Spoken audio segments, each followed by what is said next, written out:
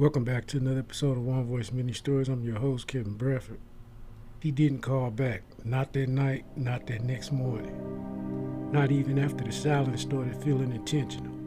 The kind that doesn't happen by accident. The kind that feels like someone is holding their breath. On the other end of a line you can't see. Phone set on the table like a witness. Screen lit, no sound, no movement. Every few minutes he'll check it, not because he expected anything, but because he couldn't stand the idea that something might have come through and vanished before he saw it. That's how waiting works. It's not patience, it's surveillance. You start believing if you stare long enough, the universe will blink first. He replayed the last conversation in his head the way Ellis spoke, like he was choosing each word from a shelf behind him. The tone, the pause, the sentence he couldn't shake. I'll call you when I'm ready. Ready for what?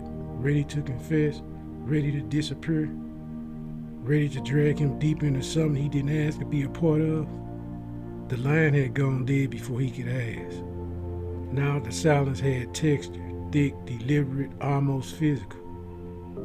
It pressed against the walls, settled in the corners, filled the space between thoughts. Even the smallest sound amplified. The hum of the refrigerator, the click of a clock, the faint buzz of a street light outside. Everything ordinary felt like it was listening. He sat down with a notebook not to write a message, not to draft anything, just to document. It was his instinct, document first, understanding later.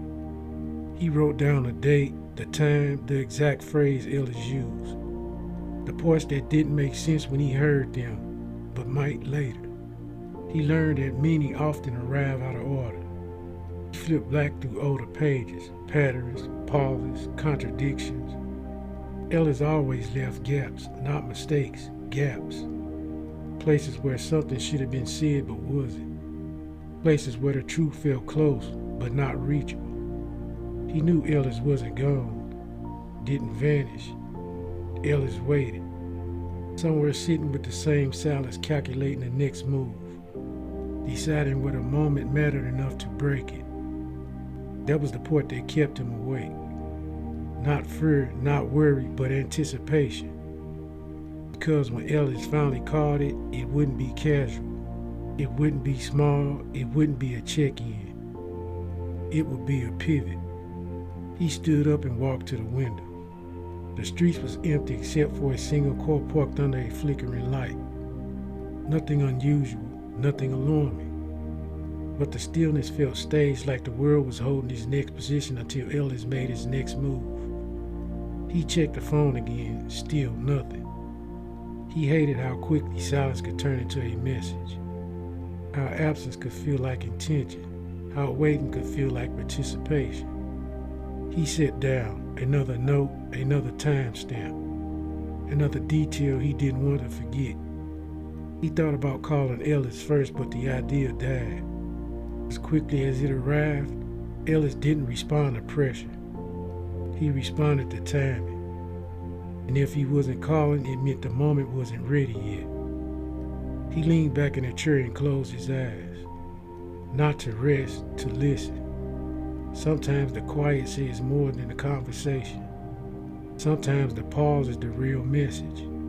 He didn't know when the phone would ring. He didn't know what Ellis would say. He didn't know what the call would pull him into. But he knew one thing with absolute certainty. When Ellis finally called, it would be for conversation. The kind that doesn't just change the night. The kind that changes everything. And the crazy part is, you were right. Because once you see somebody's real intentions, you can't unsee them. Once you hear the truth behind the tone, behind the timing, behind the way they show up, only when it benefits them, that's it. Something in you shift, not loud, not dramatic, just final. And that's what happened next. You didn't argue, you didn't explain, you didn't try to fix anything. You just stood there realizing the version of you they were used to. The one always made space, always made changes, always carried the weight.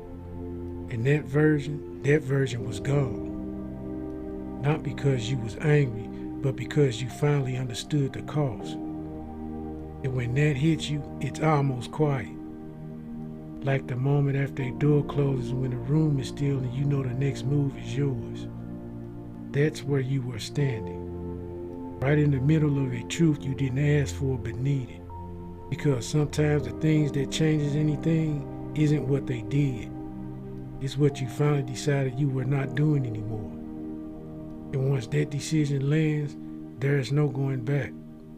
Not to the old patterns, not to the old access, not to the old version of you they were banking on. That's the part they never expect, the moment you stop reacting and start choosing.